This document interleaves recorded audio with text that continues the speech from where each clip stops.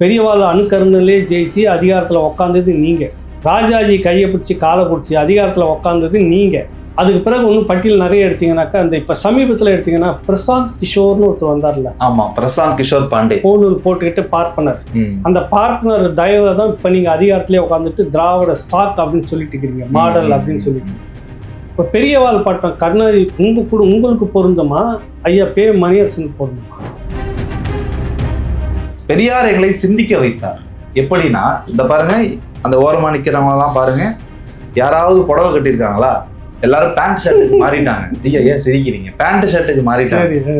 Pant ஷர்ட்டுக்கு மாறினதே பெரியாருக்கு கிடைத்த வெற்றி. எங்கள் சிந்தனையை மாற்றி இருக்கிறார். பெரியாருக்கு முன்ன இருந்ததே இல்லை. சங்க இலக்கியங்கள் இவ்வளவு இருக்குதுல, எந்த பள்ளிக்கூடத்துல யார் படிச்சு யார் எழுதியிருப்பாங்க? பெண்பால் புலவர்கள் பாதிக்கு பாதி இருந்தாங்க. நீங்க வந்து போட நடந்தது அவங்களாம் என்ன கதை விட்டுக்கிட்டு உட்காந்துக்கிறீங்க? 1952 ஸ்ரீவில்லிபுத்தூர்ல காமராஜர் நிற்கிறாரு. இந்த மனிதரை தோற்கடிச்சே ஆகணும்னு போய் பிரச்சாரம் பண்ணவர் ஈவே ராமசாமி நாய்க்கு. ஜிடி நாயுடு போயிட்டு அவரை வேட்பாளரை நிறுத்தி அந்த தொகுதியில் நிறைய நாயுடுகள் இருக்கிறாங்க கொண்டு போய் நிற்க வச்சுட்டு, எவ்வளோ கணக்கு முற்போக்குவாதிகள் பாருங்க. மாடுகளுக்கு வந்து இது வேணுமான ஒரு கோஷம் போட்டுட்டு உட்காந்துருப்பீங்க. ரஜினி முருகன் படத்துல ஒரு சீன் வரும், பாயிண்ட் வரட்டும் அந்த மாதிரி இப்போ உட்காந்துட்டு இருக்கிறீங்க. ஏன்னா அடுத்த ஆட்சி வந்துச்சுன்னா நம்ம போராடுவோம், இப்போதைக்கு விட்டுடுவோம். பேரே ஹரிசன் ஐயங்கார் பேரே அவருக்கு. ஆனா அந்த வளர்த்து எடுத்துக்கு வர பிள்ளைக்கு என்ன பேர் தெரியுமா? ஐயர் பிள்ளை. ஒரு தாழ்த்தப்பட்டவர் ஐயர் பிள்ளையா மாறிட்டாரு. படிக்க வைக்கிறதுல போராட்டம் பண்ணியிருக்கிறாரு. பள்ளிங்களோட அந்த சேர்த்துக்க மாட்டேன், அட்டவணை பிரிவுகளோட சேர்த்துக்க மாட்டேன். அங்கிருந்தது 3 பள்ளிக்கூடம். இப்படியெல்லாம் போராடி நின்று வாழ்ந்து காட்டிட்டு போனவங்க பேர் இல்லை. ஒரு உட்காந்து பேசின்னு வந்துட்டார், ஊரு பேசின்னு வந்துட்டார். அதனால மாறி போச்சு. கேட்டா 1000 வருஷமா இருந்துட்டு இருந்தது. இன்னும் ஒரு 1000 வருஷம் வேணும். இதெல்லாம் என்ன அதிகாரத்தை கையில் வச்சுட்டு இன்னும் வந்து இந்த உருட்டிக்கிட்டு இருந்தீங்கன்னா என்ன அர்த்தம்? உங்களுக்கு மட்டும் உடனடியாக இன்ஜினியரிங் காலேஜ் பர்மிஷன் கேட்டு உடனே கட்டி முடிச்சு ஆளை சேர்த்து பணம் சம்பாதிக்க வேலையை பார்க்குறீங்களா? அது மட்டும் வேகமாக நடக்குது இல்லை. ஒரு சட்டத்தை போடுங்க. சாதி சம்பந்தமான விஷயம் பண்ணுறவனுக்கு ரேஷன் கார்டு இல்லை, மின்சார இணைப்பு இல்லை, அரசு சலுகைகள் எதுவுமே இல்லை, சுத்தமாக கட்டு. சிறுபான்மையினர் சொல்லி தானே மொழி சிறுபான்மையினர் சொல்லிட்டு கல்லூரிகள் வாங்கி வச்சிருக்கீங்கல்ல, ரத்து பண்ணிடலாமா? நீங்கள் பாதி இருக்கும்போது எப்படி உங்களுக்கு மொழி சிறுபான்மையினர் கிடைச்சது அங்கீகாரம்? கணக்கெடுக்க அதுக்கு தான் சொல்ல வரேன். கணக்கெடு. பாதி இருந்துச்சுனாக்கா தெரிஞ்சுப்போம்.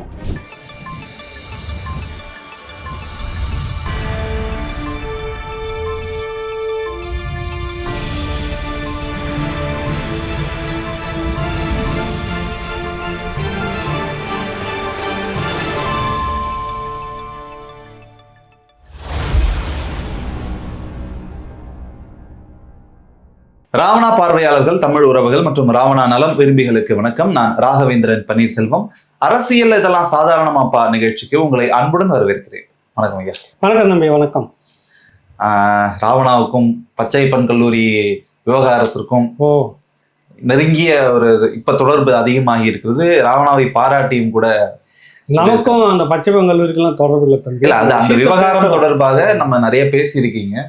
அதனால நல்ல முன்னேற்றங்கள்லாம் கூட ஏற்பட்டிருக்கிறது. இப்ப கூட நீதிமன்றத்துல ஒரு வழக்கும் வந்திருக்கிறது. அது பற்றிய விரிவான தகவல்கள் அப்ப நம்ம பகிர்ந்துக்குங்க. இல்ல, நீதிமன்றம் என்ன சொல்லியிருக்குது? உயர்கல்வித்துறையினுடைய இயக்குனரை நேரில் 23 ஜூலை நேரில் ஆஜராக 137 வந்து போட்டு 6 மாசம் ஆச்சு. அவங்களுக்கான ஒரு அங்கீகாரத்தை வந்து கொடுக்கணும், சம்பளத்தை போடணும் உயர்கல்வித்துறை. அது ஏன் ஒன்றும் செய்யாமல் வச்சுட்டு இருக்கிறீங்க, எத்தனை முறை சொல்கிறதுன்னு போட்டு சாத்துன்னு சாத்தி இருக்குது. அது நேற்று தான் முதலமைச்சர் சொன்னார். அப்பா கலைஞர் கருணாநிதி இருந்தாக்கா இவருடைய முதலமைச்சருடைய ஸ்டாலினுடைய இதெல்லாம் பார்த்துட்டு பாராட்டி இருப்பார், சாதனைன்னு சொல்லியிருப்பாரு. உலகத்திலே வந்துட்டு ஒரு அரசு ஊழியர் PhD முடிச்சுட்டு கஷ்டப்பட்டு படிக்கிறவங்களுக்கு, படிச்சுட்டு தகுதிக்கு ஏற்ற வேலைக்கு காத்துட்டு இருக்கிறவங்கக்கிட்ட ஒரு போஸ்டிங்க்கு 50 லட்சம் 60 லட்சம் 75 லட்சம் ரேட்டு பேசி வாங்குற கூட்டம் இது. இதுல சாதனை நீங்க சொல்லிட்டா என்ன வெளிப்படையாவே சொல்றேன். நான் பச்சையப்பன் கல்லூரில போஸ்டிங் போறதுக்கு பொன்முடி உயர்கல்வித்துறை மந்திரியா இருந்தது பிரச்சனை ஆரம்பிக்குது. போட விடாது என்னென்னலாம் செய்யணுமோ அந்த என்ன ஒரு விஷயம் பாராட்டணும். உயர் நீதிமன்ற கட்டுப்பாட்டுல தான் ட்ரஸ்ட் இருக்குது. ட்ரஸ்ட்டுக்கு 2 பேர், நீதியரசர் பார்த்திபன் சொல்லிட்டு ஓய்வு பெற்ற நீதியரசர் பார்த்திபன் ஒருத்தர், அடுத்து துரைக்கண்ணு NLC நெய்வேலி இதுல வந்து உயர் அதிகாரி வந்து ஓய்வு பெற்ற NLC இருந்தவர் ஐயா துரைக்கண்ணு, 2 பேரையும் போட்டிருக்காங்க. இந்த 2 பேரும் இதுக்கு முன்னாடி இருந்தவங்களோட முழுக்க மாறுபட்டவங்க. காசு வாங்கிட்டு எதையும் செய்துட்டு போகலான்னு, வியாபாரத்துக்கு பண்ணிட்டு போகலான்னா, அப்புறம் உண்மையிலேயே உழைச்சி கஷ்டப்பட்டு படித்து காத்துட்டு இருக்கிறவன் எங்கே போவான் பணத்துக்கு? அவனுக்கு கல்வி மட்டுமே தான் ஆயுதம், கல்வி மட்டுமே தான் வாழ்நாள் முழுக்க அதுவே தான் இழந்து பிஹெச்டி வாங்கிட்டு தகுதியோட தான் வந்து நிற்கிறாங்க. அவங்ககிட்ட போய் 50 லட்சம் கொடுத்தா வேலை இல்லைன்னா இன்னொருத்தனுக்கு வேலைன்னா அப்படிதான் நடந்திருக்கு இதுக்கு முன்னாடி. இவர் வந்து அது இல்லைன்னு நீதிமன்றத்தில் போய் அனுமதி வாங்கி அப்புறம் ஒரு பட்டியல் வெளியிட்டு அப்புறம் ஒரு கால்பர் பண்ணி அப்புறம் ஒரு அழைப்பாளர் எல்லாருக்கும் கொடுத்து அங்கேருந்து உயர்கல்வித்துறை நிறுவனங்கள்லேருந்து அரசு தரப்பில் இன்டர்வியூக்கு வரணும் பேராசிரியர்கள்லாம். அது வந்து ஒரே நேரத்தில் 85 பேர் ஒரே நேரத்தில் எங்களுக்கு பேதி ஆயிடுச்சு, வாந்தி ஆயிடுச்சு, மயக்கம் ஆயிடுச்சு அப்படின்ற மாதிரி ஒரே நேரத்தில் எல்லாருமே லீவு, ஒத்துழைக்கிறது இல்லை. அப்புறம் அதுக்கு நீதிமன்றத்தில் போய் ஒட்டுமொத்தமாக கொட்டு வாங்கி இப்படிலாம் இருந்தால் நல்லா இருக்காதுன்னு இந்த வராதவங்க மேலே ஒரு நடவடிக்கை எடுக்க சொல்லிட்டு இன்னொரு கமிட்டியை வந்து வர்றதவங்களை கேட்டு போடுங்கன்னு அப்புறம் வந்து எடுத்தாங்க இன்டர்வியூ. நேர்மையாக நடந்தது, கேமராலாம் வச்சு எல்லாத்தையும் பண்ணி முடிச்சாங்க. 137 பேருக்கு டிசம்பரில் அப்பாயின்மெண்ட் கொடுத்துட்டாங்க. கொடுத்துட்ட உடனே உயர்கல்வித்துறை தான் அது வந்து டைரக்டர் இயக்குநரகம் வந்து அதை வந்து பண்ணணும், சம்பளம் போடணும், ப்ரொசீட் பண்ணி ஆட் பண்ணணும். அது எதுவுமே செய்யாமல் இருக்குது. 1 மாதத்துக்குள்ளே செய்தாகணும், வரல, திரும்ப போகிறாங்க. இல்லை அப்புறம் இந்த முறை திரும்ப போனோன்னே கடுமையாக பேசி அவர் நேரில் வர சொல்லுங்க. துறைகள்லாம் வரமாட்டாங்க, நேரில் வாங்கினாக்கா வரமாட்டாங்க. 23ஆம் தேதி பாருங்க, ஏதாவது ஒரு காரணம் சொல்லிட்டு உயர்கல்வித்துறை இயக்குனர் அவர் வந்துட்டு ஏதாவது இது வந்து என்னோட இப்போ கோவிசெடின்னு வந்திருக்கிறார் உயர்கல்வித்துறை அமைச்சர். இவர் வந்தாவது ஏதோ புரட்சிலாம் நடக்கும் போல இருக்குன்னா இதுவும் மிச்சர் பார்ட்டி தான் போல இருக்கு. என்ன சொல்றீங்க? இல்லை விளையாட்டுகள்ல பேருக்கு தான் ஒடுக்கப்பட்ட தாழ்த்தப்பட்ட இனத்தை சேர்ந்த ஒருத்தர் உயர்கல்வித்துறையின் அமைச்சராக நாங்கள் அமர வச்சுட்டு வந்தாலும் கூட முடிவெல்லாம் அவர் எடுக்கிற மாதிரி எனக்கு தெரியல. பின்னாடி இருந்து ஏதோ ஒரு குடும்பம் பார்த்துக்குது அந்த துறை அப்படின்னு தான் நான் நினைக்கிறேன். இல்லைன்னா இதுல வந்து நீ வந்தீங்களே கடந்த முறை இவ்வளோ தடங்கள்ல இருந்திருக்கு, இது வந்து ஒரு அநீதி அப்படின்னு தெரிஞ்சிருக்கணும் உங்களுக்கு. இல்லை பெரியாரை சொல்லிக்கிறீங்க, கருணாநிதியை சொல்லிக்கிறீங்க, அவங்களாம் ஏதோ புரட்சியாளர்னு சொல்லிட்டு நீங்க வந்து உட்காடுறீங்க. உட்கார்ந்த பிறகாது நீதிமன்றத்தில் இவ்வளோ கண்காணிப்புல இருக்குது, இதுல போய் நம்ம பணம் எடுக்கிற வேலையை பண்ணக்கூடாது, திரும்ப காத்துட்டு இருக்க வைக்கக்கூடாது, எல்லாம் போட்டு முடிச்சாச்சு, செய்யணுன்ற எண்ணம் இவருக்கு வரல. இவர் வரும்போது இப்ப திரும்ப கூப்பிட்டு நீதிமன்றம் தலையில கொட்டுது. அப்புறம் இந்த அமைச்சர் வந்து எதுக்கு இருக்கணும்னு ஒரு கேள்வி இருக்கு. உண்மையில சுதந்திரம் இருக்குதா? பேருக்கு வந்து வந்து ஒரு பஞ்சாயத்துல வந்து அந்த பெரிய ஆள் இருப்பார், அது ரிசர்வ் வந்துச்சுன்னா அந்த பஞ்சாயத்துல அவர் வீட்டில் வேலை செய்யாருன்னா ஒருத்தர் நிற்க வச்சு பஞ்சாயத்து தலைவராக ஆகிக்கூடாது. பட்டியல் இனத்தவர் பஞ்சாயத்து தலைவர் பேர் இருக்கும். அவர் எங்கேயே செவனேன்னு வேலை செஞ்சுட்டு இருப்பார், பேருக்கு மட்டும் இருப்பார், மீதி எல்லாம் அவரே தான் பண்ணிட்டு இருப்பார். அந்த ஒரு விஐபியே பண்ணிட்டு இருப்பார், அவர் தான் எல்லா வேலையும் பண்ணிட்டு இருப்பார். அந்த மாதிரி இங்க நடக்குதான்னு எனக்கு தோணுது. உயர்கல்வித்துறை அமைச்சர் கோவிசெடியனை உட்கார வச்சுக்கிட்டு பேருக்கு இல்லைன்னா அவர் கண்ட்ரோல் இருந்தால் நேரம் அவர் சுயமாக முடிவெடுத்து இது வேணாம்பா தப்பு, இதை முதல்ல வந்து இயக்குநருக்கு வந்து அப்ரூவல் கொடுத்து முடிச்சுட்டுங்கன்னு சொல்லியிருக்கணுமா இல்லையா? வந்து எத்தனை மாதம் ஆச்சு நீங்கள் வந்து? சுமார் 6 மாதம் கிட்ட இருக்கும். டிசம்பரில் போட்டது அது. அப்போ அமைச்சர் என்ன செய்யறாரு? நீங்களும் ஒரு மிச்சர் பார்ட்டின்ற மாதிரி தானே அர்த்தம். பேருக்கு உங்களை உட்கார வச்சுட்டு இருக்கிறாங்க, வேற யாரோ பணியாளர்கள் பின்னாடி இருக்கிறாங்க அப்படின்றது தானே அர்த்தம். அது இது மிகப்பெரிய குற்றச்சாட்டு மாதிரி தெரியுது. அமைச்சருக்கு அதெல்லாம் தெரியாதுன்னு இல்லை, நான் அப்போ தெரியாதுன்னாக்கா 6 மாதம் இது வரைக்கும் நீங்கள் ஏன் செய்யாமல் இழுக்கடிச்சிட்டீங்க? அதுக்கு பதில் சொல்லுங்க. என்ன ரீசன்? தொடர்ச்சியாக உயர்நீதிமன்றத்துடைய கண்காணிப்பில் தான் ஒன்று நடந்துட்டு இருக்குது. பணம் கொடுக்க மாட்டோம், பணம் இல்லாமல் தான் வேலைக்கு நாங்கள் ஆட்களை எடுப்போன்னு 2 பேர் உயர்நீதிமன்ற நீதியரசர் முன்னாள் நீதியரசர் வந்து பார்த்திபன் ஐயாவும் நல்லக்கண்ணு செக்ரட்டரி அவர் நல்லக்கண்ணு ஐயாவும் 2 பேரும் நிற்கிறாங்க. அந்த வந்து ஒரு ஏழைகளுக்காக அது ஏழை பணக்காரன் எல்லாமே இருப்பான், தகுதி அடிப்படையில் இருக்கிறவங்களுக்கு வேலை கொடுக்குறாங்க. இதில் என்ன அவங்களுக்கு வந்துடுச்சு? ஏன் இவ்வளவு பிரச்சனை? பொன்முடி இருக்கும்போது 60-40 அப்படின்னு பேசியிருக்கிறாங்கலாம் ஏற்கனவே மேடையில் பகிரங்கமாகவே பேசிட்டார் நல்லக்கண்ணு துரைக்கண்ணு சார் வந்து வெளிப்படையாகவே பேசி சர்ச்சையாகி நான் இருக்கிற வரைக்கும் நடக்காது, தகுதி இருக்கிறவனுக்கு வேலை. அப்புறம் எதுக்கு அவன் படித்தான்? சரியான இது வியாபாரம் பண்ணுற இடமா? இது 50 லட்சம் அவன் வாங்கி கடனை வாங்கி கொடுத்துட்டு அதை அடைக்கிறதுக்கு எத்தனை வருஷம் அவன் கஷ்டப்பட்டுக்கிட்டு இருக்கும்? கேள்விலாம் இருக்குது இல்லை. அப்போ இது எதுக்கு படிக்கணும்? அப்புறம் எதுக்கு இந்த துறை, எதுக்கு இந்த அரசாங்கம்? வசூல் பண்ணுறதுக்கு மட்டுமே அரசாங்கம் மட்டும் பல கேள்விகள் வந்து தான் சர்ச்சையாச்சு. இது வந்தது. நீங்கள் ஒரு மேலே வைக்கிறது குற்றச்சாட்டு கடுமையானதுன்னு சொல்லல, எனக்கு அந்த எண்ணமே இல்லை. அவர் சுதந்திரமாக செயல்படக்கூடியவராக இருந்தால் நேரம் இதை உடனே வந்து இந்த விஷயத்தை முடிச்சுங்க, சிக்கலை என்னை இழுத்துட்டு கொண்டுட்டு போகாதீங்க, வேற எதெல்லாம் நம்ம காசு பார்த்துக்கலாம், இது நீதிமன்ற கண்காணிப்புல தொடர்ச்சியா நடந்துகிட்டு இருக்கு அப்படின்னு ஒரு வார்த்தை உங்களுக்கு சொல்ல தெரியாதா? நீங்க காசை பார்த்துக்கலாம்னு கூட சொல்ல வேணாம். இல்ல, நேர்மையா நம்ம இருப்போம். அலுவல் ரீதியாக வெவ்வேறு காரணங்களா? ஒரு காரணமும் இதுக்கு மேல இல்ல, எல்லா காரணமும் அலசி ஆதாரம் பேக்ரவுண்ட் வெரிஃபிகேஷனா இருக்கலாம். ஒண்ணுமே எல்லாம் முடிச்சாச்சு. நீங்க அதுக்கு பதில் சொல்லணும். இந்த காரணத்துக்காக நிறுத்தி வச்சிருக்கிறோம் அப்படின்ற பதில் சொல்லணும். இப்ப முதலமைச்சருக்கு இதெல்லாம் தெரியுமா தெரியாதா? அப்பா அப்பா அந்த கதை தெரியுமா அப்படின்னு நம்ம சொல்லிக்கிட்டே இருக்கிறோம் ஒரு முறையும். நம்ம அவரை சொல்லலை, அவருக்கு நிறைய பணிகள் இருக்கு முதலமைச்சர்களுக்கு, எல்லாம் அவர் நேரடியாக கண்காணிப்புக்கு போக முடியாது. ஆனால் இந்த செய்திகள் வரும்போது இப்படி பேசப்படும் போது இது என்ன நடக்குது, ஏன் இங்கே இவ்வளோ விஷயத்தை இழுத்துக்கிட்டு இருக்கணும், தூக்கி போட்டு போயிட்டே இருக்கு, அதை முடிச்சு கொடுங்காத அப்படின்னு முதலமைச்சர் சொல்லியிருக்கணுமா இல்லையா? அவர் கவனத்துக்கு போகுதா இல்லையா அப்படின்றத நம்ம கேள்வி. இனிமே போகுமா இல்லை? அதனால தான் சொல்றேன், அப்பா அப்பா அந்த கதை தெரியுமான்னு நம்ம தான் சொல்லிட்டு இருக்கணும் ஒன்று ஒன்று. கடிதம் எழுதுறீங்க அவருக்கு? ஆமா, அப்படிதான் செய்யணும். அன்புள்ள அப்பா அவர்களுக்கு இந்த மாதிரி வந்து ஒரு பாதை ஒரு நார்மலா இருக்கக்கூடிய குடும்பத்தை சேர்ந்த 137 பேருக்கு பச்சைப்பன் அறக்கட்டளையில இப்ப நேர்மையாக தேர்வு நடத்தி நேர்மையாக பணி நியமனம் செய்து காசே வாங்காம போட்டிருக்காங்க. அதை நீங்க பாராட்டணும். லஞ்சத்துக்கும் ஊழலுக்கும் எதிரானவர்கள் நீங்க. அதனால அப்பா நீங்க அதை பாராட்டணும். அப்பா பாராட்டி அவங்களுக்கு வந்துட்டு முடிச்சு அந்த விதையை முடிச்சு கொடுத்துருங்க அப்படின்னு எழுதணுமா? என்னதான் பண்ணணும் உங்ககிட்ட சொல்லு. இதுல வந்து நேர்மையா வேற வந்து இருந்தா இப்படி கொண்டாடி இருப்பாங்க, என்ன இங்க வச்சு பாராட்டி இருப்பாங்க, அங்க வச்சு பாராட்டிருப்பாங்க. உங்களுக்கு கீழே இருக்கிற ஒரு துறையில ஒரு துறை அமைச்சர் புதுசா நீங்க போட்டு கூட அது வேலை நடக்கல, இப்படி தொங்கில இருக்குது. கல்வி வளர்ச்சியில முக்கிய பங்காற்றியவர் முன்னாள் முதலமைச்சர் கருணாநிதி. இந்த மாதிரிதான் பங்காற்றி என்று அவரே சட்டமன்றத்துல இல்ல, அதான் சொல்றேன், இப்படிதான் பங்காற்றி இருக்கீங்களா? அப்படி இருக்கக்கூடிய ஒரு ஆட்சியில எப்படி இப்படி நடக்கும்? அதான் ஏன் நடக்குதுன்னு நம்ம கேட்கறோம். நான் கேட்கல, நீதிமன்றமே கேட்குது. பதில் சொல்லுங்க போயிட்டு. நீங்க தான் சொல்றீங்க கல்விக்கு முக்கியத்துவம் கொடுத்தது உலகத்திலேயே வந்து இந்தியாவில் உலகத்திலேயே கலைஞர் கருணாநிதி தான், இப்படிதான் கொடுத்துட்டு இருந்தீங்களா முக்கியத்துவம்? காசு வாங்காம ஒண்ணு கூட நகரமட்டு இருக்குது அப்படின்ற மாதிரி தான் இந்த வேலைகள் இந்த விஷயங்கள்லாம் பார்க்கும்போது தெரியுது. நம்ம வெளிப்படையா சொல்றோம். அவங்க வந்தாங்கன்னாக்கா நம்ம குற்றச்சாட்டு சொன்னா போங்க ஐயா அங்க அந்த மாதிரி சொல்றாங்கன்னு கேட்டு சொல்ல போவோம். நீங்க விசாரிக்க மாட்டீங்களா? இவ்வளவு பிரச்சனை நடந்துகிட்டு இருக்கு, உங்களுக்கு இன்டெலிஜென்ட் ரிப்போர்ட் கொடுக்காதா உங்களுக்கு? இப்போ இந்த விஷயம்லாம் எதுக்கு நடக்குது அப்படின்ற பெரும் கேள்வி இனிமேலாவது அப்பாவுக்கு போகணும். அவர் இது கவனத்துக்கு போயிடுச்சுன்னா பிறகு நடவடிக்கை எடுக்கலாம். அப்புறம் அவர் மேல நம்ம குறை சொல்லலாம். அமைச்சர் என்ன பண்றாருன்னு எனக்கு இன்ன வரைக்கும் தெரியல.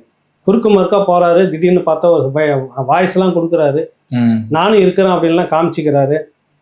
கெத்து நானா பொன்முடி இருந்த அந்த சுதந்திரம் இவருக்கு இருக்குது அங்க உள்ளாருன்னு எனக்கு தெரியல. புரியுது இல்ல? அப்படி கூட இருக்கும், அதான் சொல்லலாம்.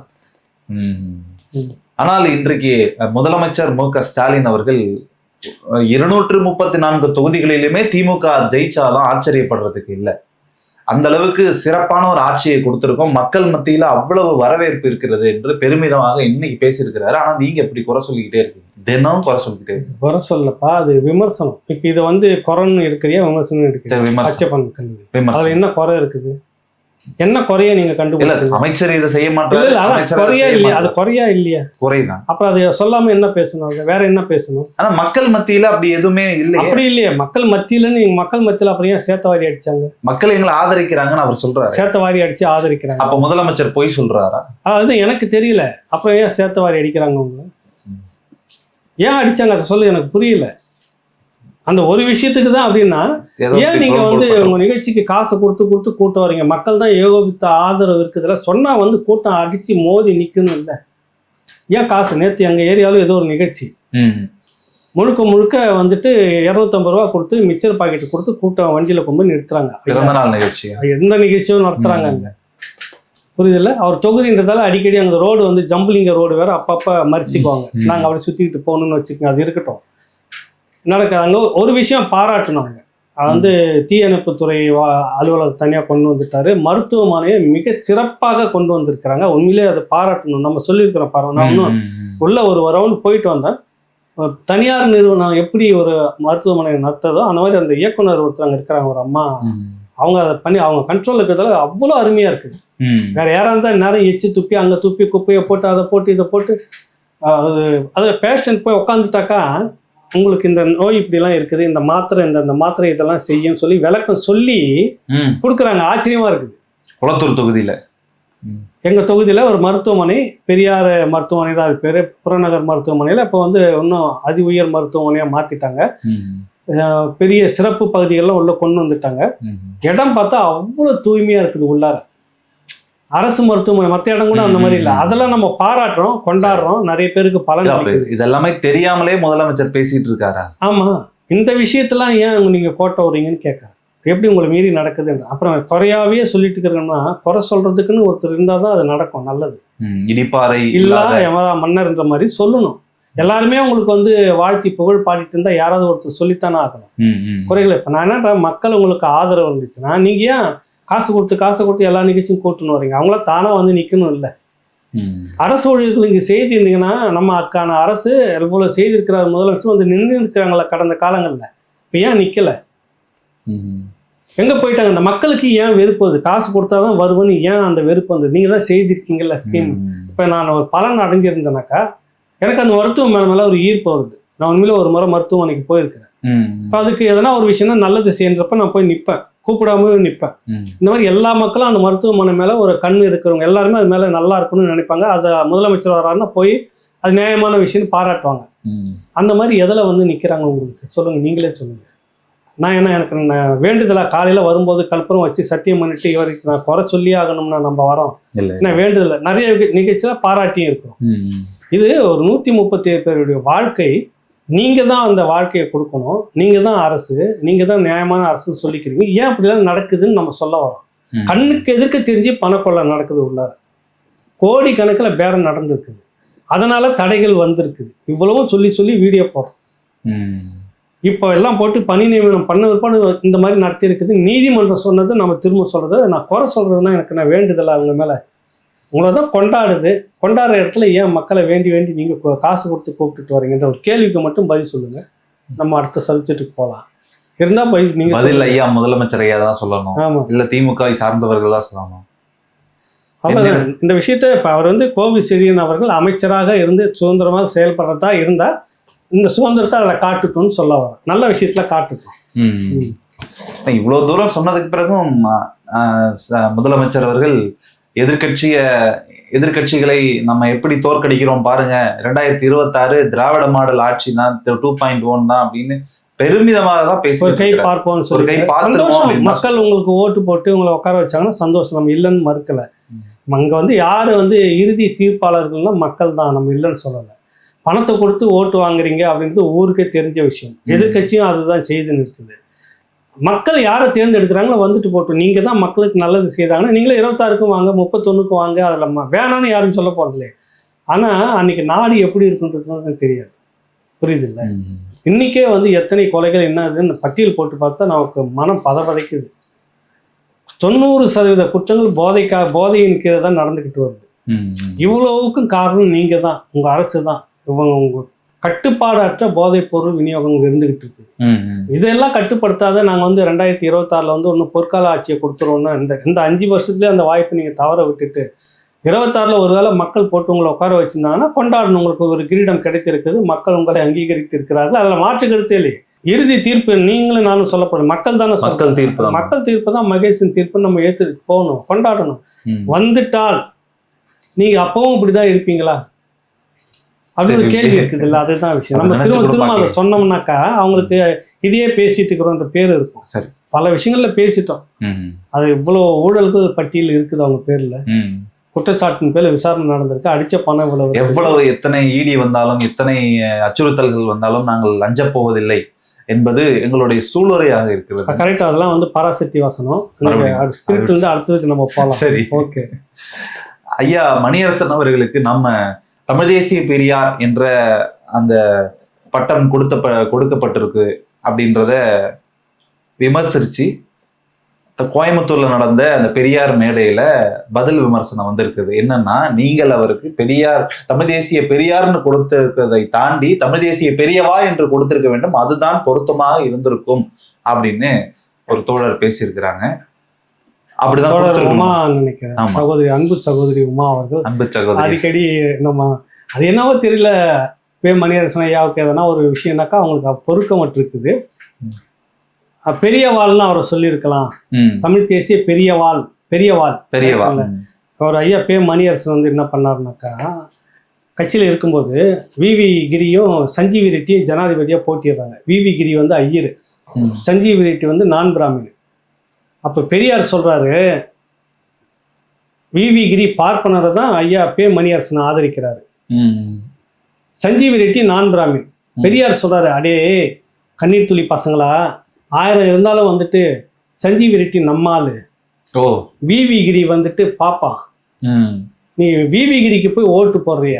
அதை விட இன்னொரு பெரிய விஷயம் என்னன்னா, சஞ்சீவி ரெட்டி வந்து தேசிய மொழியை ஆட்சி மொழி ஆக்கணும்னு ஒரு கமிட்டியை வச்சு ஒரு வாக்கெடுப்பு நடத்துறாங்க. அப்ப சமமா வந்துடுச்சு. சேர்பர்சனா இருந்த இவரு தான் வந்து ஒரு ஓட்டு போட்டு ஆட்சி மொழி இந்தி கூடாதுன்னு சொல்லி தடுத்ததுக்கே காரணம் இது சஞ்சீவி ரெட்டி தான். இந்த சஞ்சீவி ரெட்டிக்கு ஓட்டு போடுங்க கன்னித்தொழில் பசங்களான்னு கேட்டு மணியரசன் வந்து விவி கிரிக்கே ஓட்டு போட்டு பெரியவாள் ஆயிட்டார். இந்த வேலையை செஞ்சு திமுக கருணாநிதி. புரியுது இல்ல?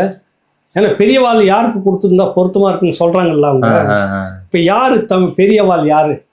காலம் முழுக்க பெரியவாள் கையை பிடிச்சி பெரியவாள் அணுக்கருணையிலே ஜெயிச்சு அதிகாரத்துல உக்காந்தது நீங்க.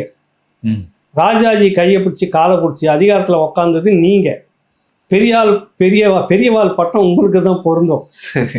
முதல்ல நீங்க 67 வரும்போதே ராஜாஜி காலை பிடிச்சி கையை பிடிச்சி கூட்டணியில வச்சுக்கிட்டு அவரு முதுகுல ஏறி வந்து தான் கோட்டையிலே உட்காடுறீங்க. உங்க பெரியார் ராமசாமி நாயக்கர் இருக்கிறாரு, எல்லாத்துக்கும் வந்து ராஜாஜி தான் ஆலோசனை கேட்டுன்னு இருப்பாரு. கல்யாணத்துக்கு கூட அங்கதான் ஆலோசனை கேட்டாரு. அவருடைய நண்பர் சார், நண்பரா இருந்துப்பாரு. நான் சொல்ல வரேன் பெரியவாள்ன்றதுக்கு இதெல்லாம் பொறுத்துன்னு நான் சொல்ல வரேன். என்ன அப்புறம் கடந்த காலத்துல வந்து பாஜக அரசோட உட்காந்துருப்ப குஜராத் கலவரம் வந்தப்ப எங்க உட்காந்துன்னு சொல்றாரு கருணாநிதி, அது வேற மாநிலத்து பிரச்சனை, இங்க பேசாதீங்க அப்படின்னு. அப்புறம் ஆர்எஸ்எஸ் பத்தி இங்க இருக்கக்கூடிய இஸ்லாமியர்கள் மத்தியில் தவறான கருத்துக்களை பரப்பி கொண்டு இருக்கிறாங்க சில விஷயங்கள். அது வந்து அப்படியானால் அது ஒரு சமூக சேவை அமைப்பு அப்படின்றத சொன்னவர் பெரியவாள் யாருன்னா நம்ம ஐயா பே மணியரசன், முதலமைச்சர் நாற்காலியில் உட்காந்துட்டு. கருணாநிதியா மணியரசன் அவர் முதலமைச்சர் முரசொலியில தான் சொல்லி காலம் முழுக்க பார்ப்பனர்கள் கூட அணுக்கமா இருந்துகிட்டு அதிகாரத்தை சுவைச்சுக்கிட்டு இருக்கிறது நீங்க. பெரியவாள் பட்டத்தை நீங்க சுமக்கிறது பே மணியரசன் ஐயாவா? யாருக்கு பொருத்தமா இருக்கு ஆக்சுவலா கொடுத்தாக்கா? நான் சொல்லி இருக்கிறேன் நாளுக்கே நீ தான் கவுந்துக்கிட்ட இதுலயே வந்துட்டு. இந்த நாளும் அணுக்கமா இருந்து பார்ப்பனர்கள் அணுக்கரகத்தோட தான் நீங்க வந்து அணுக்கரகத்தோட தான் உட்காந்துட்டு அதிகாரத்துல உட்காந்துருக்கீங்க. விவி கிரியை ஆதரிச்சிருக்கீங்க. அதுக்கு முன்னாடி ராஜாஜியை பிடிச்சி அதிகாரத்துல உட்காந்துருக்கீங்க. பெரியாரே வந்து ராஜாஜி நண்பர் என்ற பேர்ல ஆலோசனை அங்க கேட்டுன்னு ஒன்னு செஞ்சுக்கிட்டு இருந்தாரு. பார்ப்பன ஆதரவுல தான் இருந்துட்டு இருக்கிறாரு.